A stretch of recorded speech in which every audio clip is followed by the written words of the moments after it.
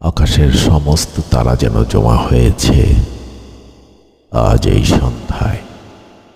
দূর থেকে ভেসে আসা কোনো এক অচেনা বাঁশির সুর কানে বাজে আমার। সেই মুহূর্তটি আমি তোমার চুলের ঘ্রাণে যেন ডুবেছিলাম আমার সমস্ত অনুভূতি নিয়ে। মনে হয় যেন চিরকালের মতো থেমে যায় সময়ের ঘড়ি। তুমি তখন নিঃশব্দে দীর্ঘশ্বাস ফেলতে থাকো কোনো এক অজানা কারণে। যেন মনে হয় আকাশের সমস্ত তারারা খেলা করছিল আমাদেরই আঙিনায়। আমি তখন তোমায় আলতো আলিঙ্গনে বেঁধেছিল এক জাদুর শহরে।